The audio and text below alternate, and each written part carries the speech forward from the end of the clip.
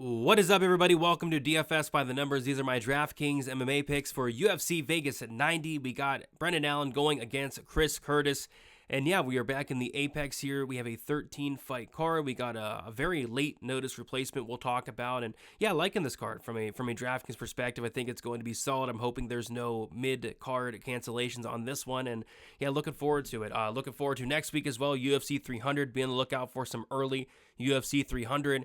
And as always, going to be breaking down these fights from a DraftKings perspective. We'll talk my favorite prize picks play as well. If you guys want to check out prize picks, use that promo code DFSBTN. And of course, all my other content for the week will be on DFSbythenumbers.com. With all that out of the way, guys, I say we get into it. We'll start with these fight doesn't go to decision lines here, and we have Campbell Peak minus 550 for the fight doesn't go to decision. A fight I'm really looking forward to as a fan. A fight I'm looking forward to targeting as well. We got Charlie Campbell 9,000, very expensive, but if he wins this fight, I kind of feel like it's him getting Peak out of there early. Like, I feel like, Charlie Campbell's probably and I know he's the more skilled fighter in this matchup, but Trevor Peak's just the guy that's super tough to get out of there. But we have seen Trevor Peak hurt early. We haven't seen him taken out yet, but if somebody's going to do it, it might be Charlie Campbell. So I think Campbell probably has first round upside. And then as far as Peak, he's 7,200, a guy that's very tough to get out of there. I could see a scenario where, Charlie Campbell beats the crap out of Peak for the first couple minutes, and then Charlie Campbell gasses himself out, beating up the face of Trevor Peak, and then Peak taking over and finding the finish in his own right. So I think somebody probably does get served here. The line minus 550 fight doesn't go to decision, certainly indicating that it's a fight I'll be heavily invested in. Next, we got the main event, Brendan Allen, Chris Curtis. Yeah, great fight to target here, minus 285 for that fight, doesn't go to decision. Chris Curtis is going to be probably my preferred play in this matchup. He's 7,300 compared to Allen, 8,900. Brendan Allen, he does have some upside. Like, if Allen's able to get this fight down to the mat, his ground game's legit. BJJ black belt, that's where he's best, when the fight's on the ground. The problem with Allen is he's kind of fell in love with his hands, and in this matchup, I don't know if I like that against Chris Curtis. So, if anything, I like Chris Curtis here to stuff the takedowns if they come, keep it on the feet. And on the feet, I think it's a close fight where Allen maybe the minute winner of the matchup, but on the feet at least. And then Chris Curtis maybe can land a big shot and knock out Allen, who's been knocked out many times. So great main event to target overall, but I'm kind of leading in Curtis there at the 7,300. Bahamondes going against Christos Giagos. Yeah, decent fight to target. I think I'd be more inclined to look at Bahamondes here at 9,100. I really do like him to win this fight. He's going to be much younger, much bigger as well. I think as the fight goes on, it's going to heavily favor Bahamondes. We've seen time and time again where Giagos starts hot and then just falls off a cliff. And yeah, I think Bahamondes is live to not only win this fight, but win it in round 2 or 3. And then as far as Giagos, 7,100, like a dart throw. Like, if Giagos wins this fight, I think it's got to be in the first round. It's got to be him catching Bahamondes early, whether it's a knockout or a submission. It's got to be early. And for that reason, I do have minor interest in like a dart throw in terms of Giagos at that price tag. And then we got Walker Bresky. Yeah, this fight's kind of a crap show, but we got Walker 9,400, Bresky 6,800.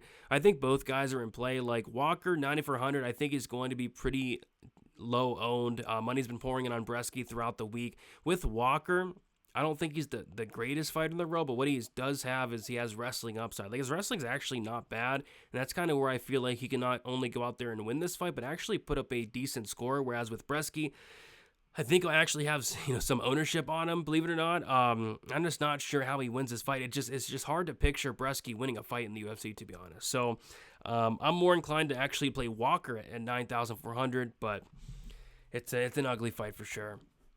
Getting into the core plays here, Melissa Mullins 9,300. I actually like Mullins quite a bit in this spot. She's taking on Nora Cornhole, who has a huge hole in her game, which is going to be the takedown defense, the ground game. We saw Jocelyn Edwards go out there, and Jocelyn Edwards have a ton of success on the mat. Took her down 5 times, controlled her for 8 minutes, put herself into bad spots. And Mullins, she's a brown belt in BJJ. Her ground and pounds top notch. I think she can even take her down and stop Cornhole in this matchup and finish her. So yeah, I like Mullins here. I think she'll be semi-low owned at this price tag. It's a steep price tag to pay, but with the takedown, control time, and potential finish upside on Mullins, I don't mind it.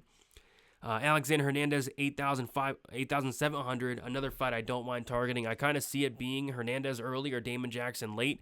I personally lean towards Hernandez going out there and finishing Damon Jackson in the early going. I don't think Damon Jackson's going to have success taking down Hernandez early on, and Hernandez is going to have just a major striking advantage. Damon Jackson's very hittable. I question the chin. He's only getting older. He's only taking more and more damage, Damon Jackson. So I think Hernandez is live for his first round finish knockout that he has done plenty of times in the UFC. I think he has 3 or 4 of them, and I think that could happen here as well. Chris Curtis, 7,300. We talked about him a little bit. I think it's a close fight. Like this, I don't know how anybody can go back and watch their first fight and think that this fight isn't close. I mean, I kind of think it's a tough match for Brendan Allen in a sense where Chris Curtis has elite takedown defense, elite durability, really good cardio. Like I think Chris Curtis is very live to win this fight, and at 7,300, you're saving a ton.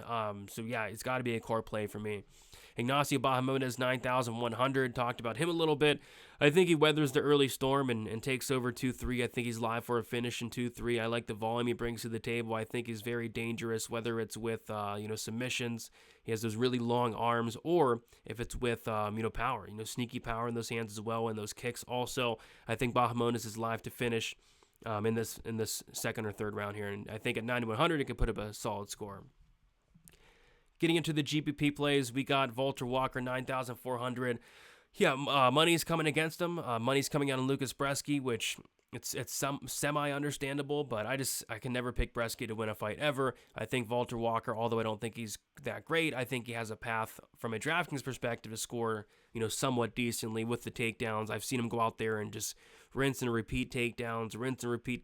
So if he's able to go out there and land 5, 6, 7, 8 takedowns, kind of like Carl Williams did, I could see Walker putting up a decent score at 9,400. Charlie Campbell, 9,100. This is going to be an absolute slugfest with Trevor Peak. I think somebody's probably getting knocked out, and I think Campbell's very live to do that knockout in that first round. Brendan Allen, 8,900. The younger fighter, the guy that is going to be more likely to make improvements. These guys fought back in 2021. I think Brendan Allen's gotten better since then. I think Chris Curtis has declined since then. So maybe Brendan Allen is getting Chris Curtis at the right time if that's the case. If Brendan Allen does go out there and win, does he knock out Chris Curtis? I'm not so sure. I could see him winning like a 25-minute decision just by doing more on the feet, being the minute winner, because Chris Curtis can kind of fall behind in the numbers in a lot of his matchups. But if Brendan Allen's able to get this fight down to the mat, I think that's kind of where he shines. It's just will he be able to take down Chris Curtis? We'll have to see. But yeah, Brendan Allen, he's certainly in play, but I do prefer the savings of Chris Curtis. Victor Hugo, 8,200. I think this is a solid fight to target. We got Hugo versus Falcao. Falcao is coming in here on very short notice. I think they announced the fight Wednesday, and Hugo's a guy that's going to sell out for that early finish, and for that reason I think he must be mentioned. He has a lot of early finishes, a lot of early submissions. He's going to go for multiple submissions across the entire fight. I worry about the cardio a little bit of Hugo, and I actually worry about this matchup a little bit for Hugo. I think it's kind of a tough matchup for him, but if Hugo does win this fight, it's probably him snatching something up at some point. All right, next we got the Prize Picks Play of the Week, and I'm going with Norma Dumont less on the fantasy score. I just don't see in what world Norma Dumont puts up 78 fantasy points here in this matchup. On Prize Picks, you don't get credited with control time, and if Dumont's winning this fight, it's going to be a controlled-based decision. She's not finishing anybody ever. Maybe she gets a takedown here or there. But yeah, even if Dumont wins this fight, I don't think she's touching the score, and quite frankly, I'm picking against her. So I think it's a pretty easy less there at 77.5. If you guys want to check that out, use that promo code DFSBTN for a 100% deposit match up to $100. And then we got the live dogs here. Yeah, I think you can make a case for the majority of dogs on this entire card. But Pedro Falcao, 8,000. I was impressed with this guy. I think he's a very tough dude. Coming in here on short notice, but very tough dude. Like I said, he's a BJJ black belt in his own right. He's been a black belt for a while. This guy has one loss in a very long time, and that loss came to an injury stoppage.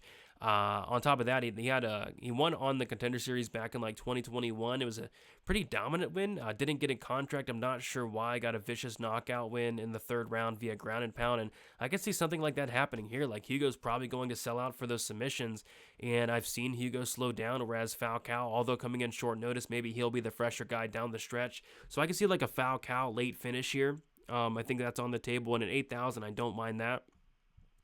Cesar Almeida, 7,700.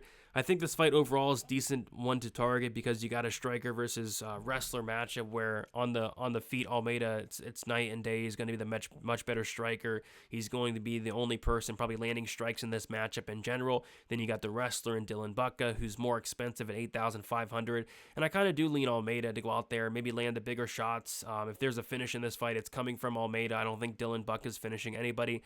So yeah, I think Almeida is a very live dog here in a fight that I think personally can go either way. Damon Jackson, definitely a live dog, 7,500. He's a live dog because we've seen Alexander Hernandez finished multiple times in the second and third round. We've seen him broken multiple times in the second and third round. We've seen him look for a way out and multiple times. So yeah, if Damon Jackson's able to weather this storm, put a pace on, we can certainly see a Damon Jackson second or third round finish, thus making him a live dog here. Chepe Mariscal, 7,900, probably going to be one of the more popular dogs of the week.